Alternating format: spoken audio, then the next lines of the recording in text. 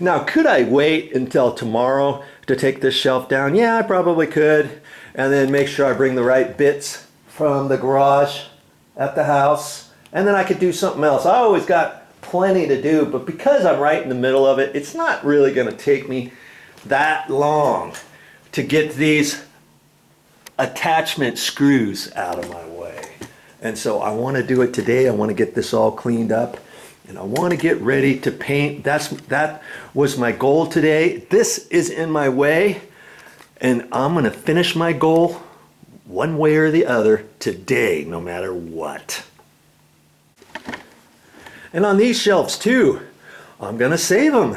I might be able to use them along with the backing pieces and the other things along with this. And I'll show you that in a minute.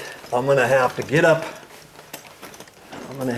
up here and show you my thoughts before I rip that stuff apart. Okay, let's see what we got here.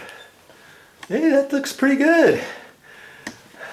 The damage to the walls is to the minimum. And see, remember, they only had one toggle up here, but for some reason they decided to screw two of them in there, but there was only one in the wood. They probably started off with that and figured, oh, the wood is too close to the end, you know, the backing piece, so they drilled another hole. And so I'll have to fill those up. And I lightly scraped off the caulking. And if you have shelves that you're taking out, you're going to repaint this wall just because you've scraped off the caulking. Here, let's just show this for a second. I just take a dull putty knife and I went around here actually pretty good. And I'm feeling on there. I don't feel anything, but you know, if you paint that 99 out of 100 times, you paint that line, and I'll walk into your room and tell you exactly where you remove your shelves, because the caulking is in the nooks and crannies of your spray texture wall. Okay, and when you scrape off caulking, sometimes it scrapes off little bits of your sheetrock, your top surface. There's another little spot right there. Any of those imperfections, once you get done painting, you're going to see that. You're going to be like, well, I didn't think that was going to happen. So when I get ready to patch and do my caulking, I'll make a different video of that and show you the different things I come up with. And I like to just use caulking lots of times and blend it in. And I've got kind of a way to do that. And I'll show you that next time. Oh, that's the caulking. That's the caulking from the wall that I removed. And sometimes you can get it off in long pieces. And there was some on the back side of this trim when I took the trim off. And I cleaned that all up. And I've got all the nails, the little finish nails out of this stuff. And I took on the back side of this, I took the finish nails out, and I'm going to save this for the time being. I may have to rip it down for shelves because they cut these to fit. That was like 19 inches. This was 22 inches or so. And I'll mess with those later. See, that 22, I could cut it right down the middle and have two shelves. And I told you I was going to finish up this video and I was going to show you why I'm saving those. And let's just take a quick look down in the garage. There's no way I'm putting anything in the garage, and I'll show you why. Actually, on anything old, you know, I wouldn't really do that anyways. I wouldn't recommend it. Let's get this opened and unlocked. You see how small this garage is? And the only place where I'm going to be able to put some wood shelves is I may put a whole bank of shelves over there, but I'll use all brand new material for that because the car is only going to be parked up into here. So I mean I'll figure out different things on how to put some storage in here. And unfortunately, here's the electrical panel right next to here. So, you know, technically you're not supposed to have anything in front of an electrical gold panel, or maybe 6 inches or to a foot on both sides of it. So when you stand here, you're not right up against the wall or something. So I'm not sure what I'm going to do with my shelves on this end. I may have to do something funky here, put a divider piece over. I have no idea. This video is not about that, but I'm just telling you, there's no way I'm going to use that old material out here and try to make some shelves. Forget that. Let me get back in here. So where else could I use those shelves? I got a couple little closet areas for different things, but see, this is where the stairs come down. There's a door here. Could I put some shelves in here? Yeah, I guess I could. See, they put one up there, and you could put a row down here. They have a cat door. See, they have a cat. Whoever was here last, they probably had a cat or maybe a little dog or something. They probably put the poop box in here, and then there's the hole for crawling underneath the roof, the floor. So I can't really put shelves back there to access that, which is kind of unfortunate. They probably, I mean, that's probably the best place where they should have put it. I mean, they could have put it right here by the door, and then you could have put shelves back in there and all that kind of stuff, and maximize your space, because nobody's going to put shelves right in here by the door. But then every time you open this door, you see that. So they decided to put it back there. So, you know, am I going to put some old shelves down in there? No. And even if I were to put shelves, I'll probably put the pre-finished wired shelving and do something like that, and put a bank of shelves in somewhere. So I can't use that material there. Where else could I put it? This is such a small condo, and that's why, if you were watching the first part of this video, that's why I said in here, look at this. This is the master bedroom, and they put a one of those attic step ladders or ladders in here, and I'm going to pull that down, and I'm going to show you in there, and I'm just going to keep the camera rolling here. I'm going to have to make some adjustments to this. I'll have to put a little string there, or not, or, you know, every time Mommy was saying, hey, maybe we should put a handle on that with the string, you know how they have in the garage and stuff. But then you got to see that every time you come into the bedroom.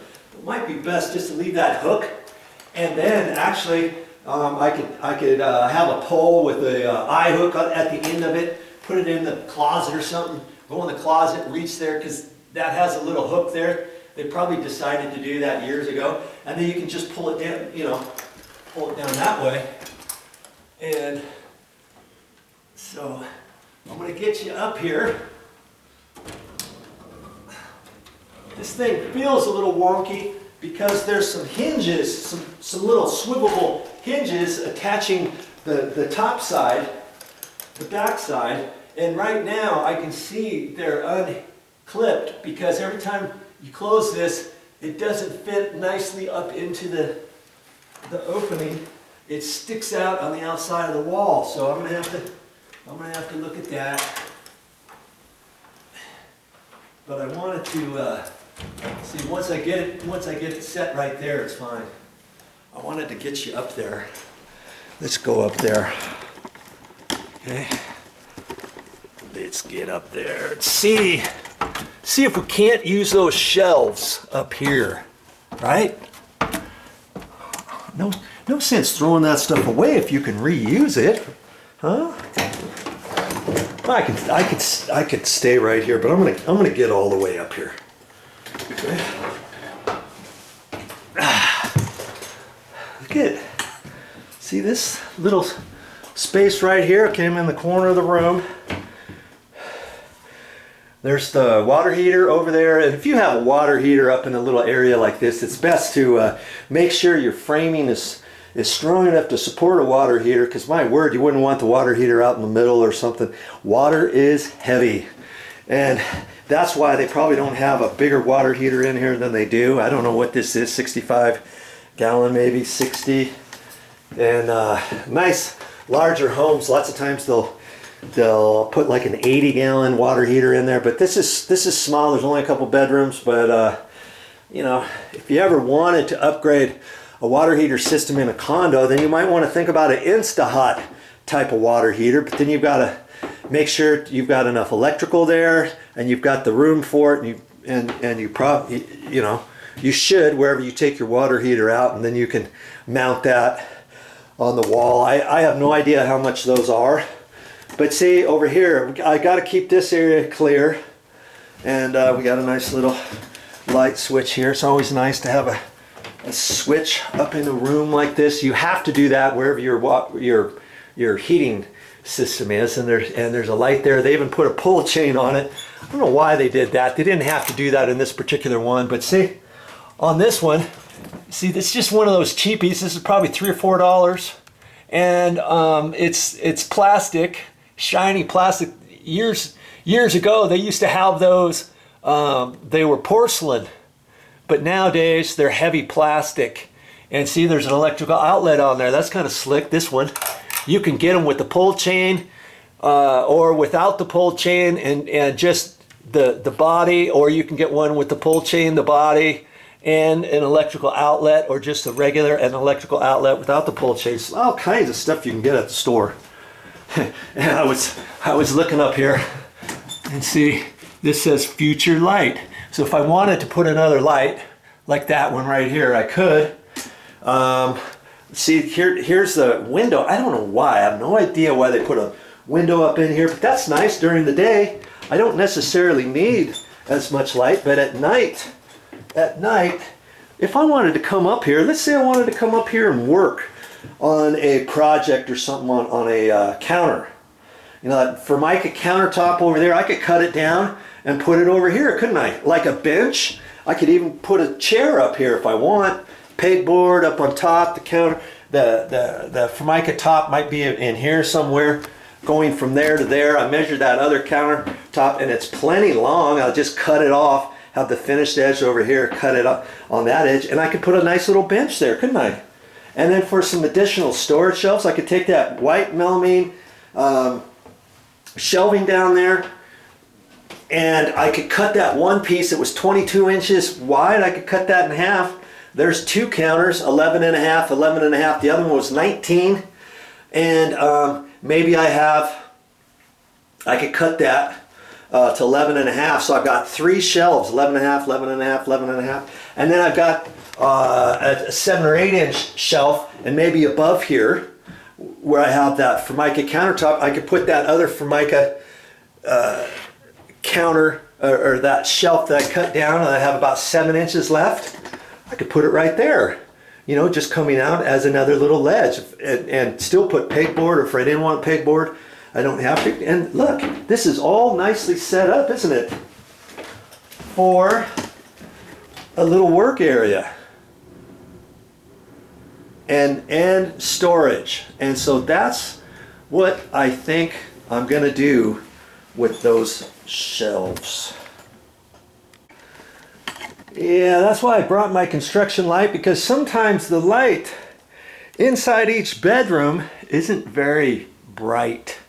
And if I'm working after dark, you got to get a construction light. That only set me back about 20 bucks, and that's a 500 watt. They also have a 300 watt and a 250, but you know, the 250 and 300 watt, sometimes you can get them for $10, $12. No more than like $15, but why not spend an extra $5 or so, $7 for a 500 watt light? And that's really worked out good for me. And by the way, if you ever do get a construction light, make sure you get the replacement bulbs. Get a 2-pack at the store. Sometimes they sell a 2-pack or a 3-pack. You're always going to need that, especially if you bump into that. If you unplug that real quick and leave the light on, there's a button on the back side to turn it off, but lots of times people will just have their extension cord or whatever, or they'll reach it on the floor and just jerk on it. Sometimes you do that and the light flickers, Or if you bump that, or if it tips over, it can flicker and you think, my word, the light bulb's like only 2 weeks old and it's already burned out. Be ready for your project is all I got to say.